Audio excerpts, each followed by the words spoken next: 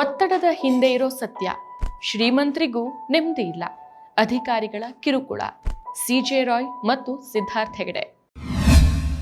ನಮಸ್ಕಾರ, ಈ ದಿನಕ್ಕೆ ಸ್ವಾಗತ. ನಾನು ಜಿಎಂ ಪವಿತ್ರ. ಜೀವನದಲ್ಲಿ ಯಶಸ್ಸು, ಸಂಪತ್ತು ಮತ್ತು ಐಶ್ವರ್ಯವನ್ನ ಗಳಿಸೋದು ಅನೇಕರ ಕನಸು. ಆದರೆ ಈ ಸಂಪತ್ತು ನಿಜವಾಗ್ಲೂ ನೆಮ್ಮದಿಯನ್ನ ತರತ್ತಾ? ಇತ್ತೀಚಿನ ಕೆಲವು ಘಟನೆಗಳು ಈ ಪ್ರಶ್ನೆಗೆ ಉತ್ತರವನ್ನ ಕೊಡ್ತಾ ಇದೆ. ಬೆಂಗಳೂರಲ್ಲಿ ನಡೆದ ಕಾನ್ಫಿಡೆಂಟ್ ಗ್ರೂಪ್ ಅಧ್ಯಕ್ಷ ಸಿಜೆ ರಾಯ್ ಅವರ ಆತ್ಮಹತ್ಯೆ ಮತ್ತು ಕೆಲವು ವರ್ಷಗಳ ಹಿಂದೆ ಕೆಫೆ ಕಾಫಿ ಡೇ ಸಂಸ್ಥಾಪಕ ಸಿದ್ಧಾರ್ಥ್ ಹೆಗಡೆ ಆತ್ಮಹತ್ಯೆಗಳು ಈ ಸತ್ಯವನ್ನ ತೆರೆದಿಟ್ಟಿದೆ. ಈ ಇಬ್ಬರು ಉದ್ಯಮಿಗಳು ಅಪಾರ ಸಂಪತ್ತನ್ನು ಹೊಂದಿದ್ರೂ ಸಹ ಅವರ ಜೀವನದಲ್ಲಿ ನೆಮ್ಮದಿ ಇರಲಿಲ್ಲ. ಆದಾಯ ತೆರಿಗೆ, ಅಧಿಕಾರಿಗಳ ಒತ್ತಡ, ಹಣಕಾಸು ಸಮಸ್ಯೆಗಳು ಮತ್ತು ಮಾನಸಿಕ ಒತ್ತಡ ಅವರನ್ನ ಆತ್ಮಹತ್ಯೆಯತ್ತ ತಳ್ಳಿದೆ. ಹಣ ಇದ್ರೆ ಎಲ್ಲಾನೂ ಇದೆ ಅನ್ನೋ ಮಾತು ನಮ್ಮ ಸಮಾಜದಲ್ಲಿ ಬಹಳ ಸಾಮಾನ್ಯ. ಆದರೆ ಇತ್ತೀಚಿನ ಆತ್ಮಹತ್ಯೆಗಳ ಸರಣಿ, ಅದರಲ್ಲೂ ವಿಶೇಷವಾಗಿ ಸಿಜೆ ರಾಯ್ ಮತ್ತು ಸಿದ್ಧಾರ್ಥ್ ಹೆಗಡೆ ಪ್ರಕರಣ ಒಂದು ಭಯಾನಕ ಸತ್ಯವನ್ನು ನಮ್ಮ ಮುಂದಿಟ್ಟಿದೆ. ಹಣ, ಸ್ಥಾನಮಾನ, ಸಾಮಾಜಿಕ ಗೌರವ ಯಾವುದೂ ಸಹ ನೆಮ್ಮದಿಗೆ ಗ್ಯಾರಂಟಿಯನ್ನು ಕೊಡೋದಿಲ್ಲ. ಸಿಜೆ ರಾಯ್ ಅಥವಾ ರಾಯ್ ಚಿಡಿಯಾಕಂಥನ್ ಜೋಸೆಫ್ ಕೇರಳ ಮೂಲದ ಉದ್ಯಮಿ. ಇವರು ಕಾನ್ಫಿಡೆಂಟ್ ಗ್ರೂಪ್ನ ಸಂಸ್ಥಾಪಕ ಮತ್ತು ಅಧ್ಯಕ್ಷರಾಗಿದ್ದರು. ಈ ಗ್ರೂಪ್ ರಿಯಲ್ ಎಸ್ಟೇಟ್, ಹೋಟೆಲ್ ಮತ್ತು ಇತರ ವ್ಯವಹಾರಗಳಲ್ಲಿ ತೊಡಗಿತ್ತು. ರಾಯ್ ಅವರ ಸಂಪತ್ತು ಸುಮಾರು 9,000 ಕೋಟಿ ರೂಪಾಯಿಗಳಷ್ಟಿತ್ತು. ಅವರ ಬಳಿ ಖಾಸಗಿ ಜೆಟ್ ವಿಮಾನ, 200ಕ್ಕೂ ಹೆಚ್ಚು ಐಷಾರಾಮಿ ಕಾರ್ಗಳು, ಅದರಲ್ಲಿ 12 ರೋಲ್ಸ್ ರಾಯ್ಸ್ ಕಾರ್ಗಳಿತ್ತು. 2026 ಜನವರಿ 30ಕ್ಕೆ ಬೆಂಗಳೂರಿನ ಲ್ಯಾಂಗ್ಫೋರ್ಡ್ ರಸ್ತೆಯಲ್ಲಿರುವಂತಹ ಅವರ ಕಚೇರಿಯಲ್ಲಿ ಸಿಜೆ ರಾಯ್ ಆತ್ಮಹತ್ಯೆ ಮಾಡ್ಕೊಳ್ತಾರೆ. ಈ ಸಮಯದಲ್ಲಿ ಆದಾಯ ತೆರಿಗೆ ಅಧಿಕಾರಿಗಳು ಅವರ ಕಚೇರಿಯಲ್ಲಿ ದಾಳಿ ನಡೆಸಿದ್ರು. ಈ ದಾಳಿ 3 ದಿನಗಳಿಂದ ನಡೀತಾ ಇತ್ತು. ರಾಯ್ ಅವರು ತಮ್ಮ ಕೊಠಡಿಯಲ್ಲಿ ಪಿಸ್ತೂಲಿನಿಂದ ತಮ್ಮನ್ನ ತಾವು ಗುಂಡಾರಿಸಿಕೊಂಡು ತಮ್ಮ ಪ್ರಾಣವನ್ನ ಕಳ್ಕೊಂಡಿದ್ದಾರೆ. ರಾಯ್ ಅವರ ಸಹೋದರ ಬಾಬು ರಾಯ್ ಮತ್ತು ಕುಟುಂಬಸ್ಥರು ಐಟಿ ಅಧಿಕಾರಿಗಳನ್ನು ದೂಷಿಸಿದ್ದಾರೆ. ಐಟಿ ಅಧಿಕಾರಿಗಳ ಒತ್ತಡದಿಂದಾನೇ ಈ ಘಟನೆ ನಡೆದಿದೆ ಅಂತ ಇವರು ಆರೋಪಿಸಿದ್ದಾರೆ.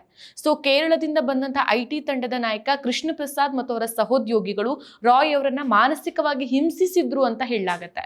ಡಿಸೆಂಬರ್ 2025ರಲ್ಲಿ ಆರಂಭ ಆದಂತಹ ದಾಳಿಗಳು ರಾಯ್ ಅವರನ್ನ ತೀವ್ರ ಒತ್ತಡಕ್ಕೆ ಒಳಪಡಿಸಿದ್ವು. ಅವರು ತಮ್ಮ ತಾಯಿಯ ಜೊತೆಗೆ ಮಾತಾಡೋದಕ್ಕಾಗಿ ಸಮಯವನ್ನ ಕೇಳಿದ್ರು. ಆದ್ರೆ ನಂತರದಲ್ಲೇ ಈ ಆತ್ಮಹತ್ಯೆ ನಡೆದಿದೆ ಅಂತ ಮೂಲಗಳು ಹೇಳುತ್ತೆ. ಈ ಮೊದಲೇ ಸಿಜೆ ರಾಯ್ ಕೆಲವೊಂದು ದಾಖಲೆಗಳನ್ನ ಐಟಿ ಅಧಿಕಾರಿಗಳಿಗೆ ನೀಡಿದ್ರು. ಇದಾದ ಬಳಿಕ ಮತ್ತಷ್ಟು ದಾಖಲೆ ತಂದ್ಕೊಡೋಕೆ ಐಟಿ ಅಧಿಕಾರಿಗಳ ಅನುಮತಿಯನ್ನು ಪಡೆದು 2ನೇ ಫ್ಲೋರಿಗೆ ಹೋಗಿದ್ರು. ಅಲ್ಲಿ ರಿವಾಲ್ವರ್ನಲ್ಲಿ ಎದೆಗೆ ಗುಂಡಿಟ್ಕೊಂಡು ಆತ್ಮಹತ್ಯೆ ಮಾಡ್ಕೊಂಡಿದ್ದಾರೆ. ಆಗ ಕಚೇರಿ ಸಿಬ್ಬಂದಿ ಆಸ್ಪತ್ರೆಗೆ ಕರೆದೊಯ್ತಾರೆ. ಆಸ್ಪತ್ರೆ ತಲುಪುವ ವೇಳೆಗಾಗಲೇ ಇವರು ಕೊನೆಯುಸಿರೆಳೆದಿದ್ರು. ಈ ಘಟನೆ ನಂತರ ಪೊಲೀಸರು ತನಿಖೆಯನ್ನು ಶುರು ಮಾಡಿದ್ದಾರೆ. ಆದರೆ ಕುಟುಂಬಸ್ಥರು ಸಿಐಡಿ ತನಿಖೆಗೆ ಒತ್ತಾಯಿಸಿದ್ದಾರೆ. ಸಂಪತ್ತು ಎಷ್ಟೇ ಇದ್ರೂ ಸಹ ಸರ್ಕಾರಿ ಅಧಿಕಾರಿಗಳ ಒತ್ತಡ ಹಾಗೂ ಹಣಕಾಸು ಸಮಸ್ಯೆಗಳು ಜೀವನವನ್ನ ಎಲ್ಲಿಗೆ ಬೇಕಾದರೂ ತಂದು ನಿಲ್ಲಿಸ್ಬಿಡ್ಬಹುದು. ಐಟಿ ದಾಳಿಗೆ ಹೆದರಿ ಆತ್ಮಹತ್ಯೆ ಮಾಡಿಕೊಂಡವರಲ್ಲಿ ಸಿಜೆ ರಾಯ್ ಮೊದಲಿಗರೇನಲ್ಲ. ಈ ಹಿಂದೆ ಕನ್ನಡದ ದಿಗ್ಗಜ ಉದ್ಯಮಿ ಸಿದ್ಧಾರ್ಥ್ ಹೆಗಡೆ ಕೂಡ ಐಟಿ ದಾಳಿಗೆ ಬೇಸತ್ತು ಆತ್ಮಹತ್ಯೆ ಮಾಡಿಕೊಂಡಿದ್ರು. ದೇಶದ 200 ನಗರಗಳಲ್ಲಿ 1772ಕ್ಕೂ ಹೆಚ್ಚು ಕಾಫಿ ಡೇ ಶಾಖೆಗಳನ್ನು ಹೊಂದಿದ್ದಂಥ ಒಂದು ತಲೆಮಾರಿನ ಮೇಲೆ ಅಪಾರ ಪ್ರಭಾವ ಬೀರಿದ್ದಂಥ ಕನ್ನಡದ ಉದ್ಯಮಿ ಸಿದ್ಧಾರ್ಥ್ ಹೆಗಡೆ ಕೂಡ ಇದೇ ಟ್ಯಾಕ್ಸ್ ಟೆರರಿಸಂಗೆ ಹೆದರಿ ಆತ್ಮಹತ್ಯೆ ಮಾಡಿಕೊಂಡಿದ್ರು. 1996ರಲ್ಲಿ ಶುರುವಾದಂಥ ಸಿಸಿಡಿ ಇಂದು ಭಾರತದ ಅತಿದೊಡ್ಡ ಕಾಫಿ ಶಾಪ್ಗಳಲ್ಲಿ ಒಂದು. ಸಿದ್ಧಾರ್ಥ್ ಅವರು ಕಾಫಿ ಬೆಳೆಗಾರರ ಕುಟುಂಬದಿಂದ ಬಂದವರು. ಇವರು ಸಂಪತ್ತನ್ನ ಗಳಿಸಿ ಮೈಂಡಿಟ್ರಿ ಐಟಿ ಕಂಪನಿಯಲ್ಲಿ ಹೂಡಿಕೆಯನ್ನು ಮಾಡಿದ್ರು. ಇವರ ಸಂಪತ್ತು ಸಾವಿರಾರು ಕೋಟಿ ರೂಪಾಯಿಗಳದ್ದಾಗಿತ್ತು. ಸಿದ್ಧಾರ್ಥ್ ಹೆಗಡೆ 2019ರ ಜುಲೈ 29ಕ್ಕೆ ಮಂಗಳೂರಿನ ನೇತ್ರಾವತಿಯ ನದಿಗೆ ಹಾರಿ ಆತ್ಮಹತ್ಯೆ ಮಾಡ್ಕೊಳ್ತಾರೆ. ಉಳ್ಳಾಲದ ಸೇತುವೆಯಿಂದ ನೇತ್ರಾವತಿ ನದಿಗೆ ಹಾರಿದ ಸಿದ್ಧಾರ್ಥ್ ಅವರ ಶವ 2 ದಿನಗಳ ನಂತರ ಸ್ವಲ್ಪ ಆ ಸ್ಥಳದಿಂದ ದೂರದಲ್ಲಿ ಪತ್ತೆ ಆಗುತ್ತೆ. ಬೆಂಗಳೂರಿಂದ ಇನೋವಾ ಕಾರಲ್ಲಿ ಮಂಗಳೂರಿಗೆ ಬಂದಿದ್ದಂಥ ಉದ್ಯಮಿ ಸಿದ್ಧಾರ್ಥ್ ಜುಲೈ 29 ಸಂಜೆ 7ರಿಂದ ನಾಪತ್ತೆಯಾಗಿದ್ರು. ಕಡೆಯದಾಗಿ ಅವರು ಉಳ್ಳಾಲ ನೇತ್ರಾವತಿ ಸೇತುವೆ ಮೇಲೆ ಕಾಣಿಸ್ಕೊಂಡಿದ್ರು. ಅದಾಗಿ 2 ದಿನಗಳ ನಂತರ ಜುಲೈ 31ರ ಬೆಳಿಗ್ಗೆ ಹೊಯ್ಗೆ ಬಜಾರ್ ಸಮೀಪದ ನದಿಯಲ್ಲಿ ಸಿದ್ಧಾರ್ಥ್ ಶವವಾಗಿ ಪತ್ತೆಯಾಗಿದ್ರು. ಒಟ್ಟು 22,000 ಕೋಟಿಗೂ ಅಧಿಕ ಆಸ್ತಿ ಹೊಂದುವ ಮೂಲಕ ದೇಶದ ಆಗರ್ಭ ಶ್ರೀಮಂತರ ಪಟ್ಟಿಯಲ್ಲಿದ್ದಂಥ ಸಿದ್ಧಾರ್ಥ್ ಹೆಗಡೆ ಆತ್ಮಹತ್ಯೆ ಮಾಡಿಕೊಂಡಾಗ್ಲೂ ಸಹ ಸೋಷಿಯಲ್ ಮೀಡಿಯಾಗಳಲ್ಲಿ ಟ್ಯಾಕ್ಸ್ ಟೆರರಿಸಂ ಬಗ್ಗೆ ದೊಡ್ಡ ಮಟ್ಟದಲ್ಲಿ ಸದ್ದು ಮಾಡಿತ್ತು.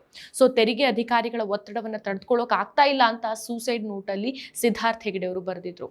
ಇದೀಗ ರಾಯ್ ಅವರ ಸಾವಿಗೂ ಈ ಐಟಿ ದಾಳಿನೇ ಕಾರಣ ಅಂತ ಹೇಳಲಾಗ್ತಾ ಇದೆ. ಈ 2 ಘಟನೆಗಳು ನಮಗೆ ಏನನ್ನ ತೋರಿಸುತ್ತೆ? ಸಂಪತ್ತು ನೆಮ್ಮದಿಯ ಗ್ಯಾರಂಟಿಯನ್ನು ಕೊಡೋದಿಲ್ಲ ಅನ್ನೋದನ್ನ ಸಾಬೀತು ಮಾಡುತ್ತೆ. ಸಿಜೆ ರಾಯ್ ಮತ್ತು ಸಿದ್ಧಾರ್ಥ್ ಹೆಗಡೆ ಇಬ್ಬರೂ ಸಹ ಶ್ರೀಮಂತರು, ಯಶಸ್ವಿ ಉದ್ಯಮಿಗಳು. ಆದರೆ ಅವರ ಜೀವನದಲ್ಲಿ ಮಾನಸಿಕ ಶಾಂತಿ ಇರಲಿಲ್ಲ. ಐಟಿ ಅಧಿಕಾರಿಗಳ ದಾಳಿ, ಹಣಕಾಸು ಒತ್ತಡ ಮತ್ತು ವ್ಯವಹಾರದ ಒತ್ತಡ ಅವರನ್ನು ಹಿಂಸಿಸ್ತಾ ಇತ್ತು. ಶ್ರೀಮಂತರ ಜೀವನದಲ್ಲೂ ಸಹ ಅನೇಕ ಸವಾಲುಗಳಿರುತ್ತೆ.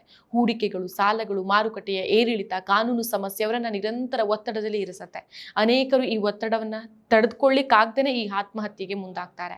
ಸೊ ಸಂಪತ್ತು ಮಾತ್ರ ಜೀವನದ ಗುರಿಯಲ್ಲ, ನೆಮ್ಮದಿ ಮತ್ತು ಮಾನಸಿಕ ಆರೋಗ್ಯನೂ ಮುಖ್ಯ. ಸೊ ನಮ್ಮ ಸಮಾಜದಲ್ಲಿ ಒಂದು ಅಪಾಯಕಾರಿ ಭ್ರಮೆ ಇದೆ.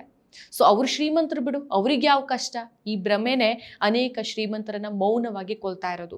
ಶ್ರೀಮಂತರಿಗೆ ಕಣ್ಣೀರು ಸುರಿಸೋಕ್ ಸಮಯ ಇಲ್ಲ, ದುಃಖ ಹೇಳ್ಕೊಳ್ಳೋಕ್ ನಂಬಿಕಸ್ಥರಿಲ್ಲ, ದುರ್ಬಲತೆ ತೋಡ್ಕೊಳ್ಳೋಕ್ ಅವಕಾಶ ಅಂತೂ ಇಲ್ವೇ ಇಲ್ಲ. ಸೊ ಅವರ ನೋವು AC ರೂಮ್ ಒಳಗೆ ಮೌನವಾಗಿ ಹಿಂಸಿಸ್ತಾ ಇರತ್ತೆ. CJ ರಾಯ್ ಅಥವಾ ಸಿದ್ಧಾರ್ಥ್ ಹೆಗಡೆ ಅವರ ಆತ್ಮಹತ್ಯೆಗಳನ್ನ ನಾವು ಅಥವಾ ಕೆಲವರು ದುರ್ಬಲತೆ ಅಂತ ಮುಗಿಸ್ಬಿಡೋದು ಸುಲಭ. ಆದರೆ ಸತ್ಯ ಬೇರೆನೇ ಇದೆ.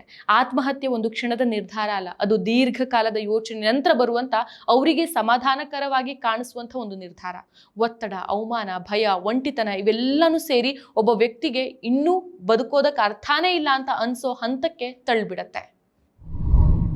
ಮತ್ತಷ್ಟು ವಿಶೇಷ ವಿಡಿಯೋಗಳನ್ನು ನೋಡಲು ಮತ್ತು ಹೊಸ ವಿಡಿಯೋಗಳ ಬಗ್ಗೆ ತಿಳಿಯಲು ಈ ದಿನ .com ಯೂಟ್ಯೂಬ್ ಚಾನೆಲ್ ಸಬ್ಸ್ಕ್ರೈಬ್ ಮಾಡಿ ಮತ್ತು ಬೆಲ್ ಐಕಾನ್ ಕ್ಲಿಕ್ ಮಾಡಿ.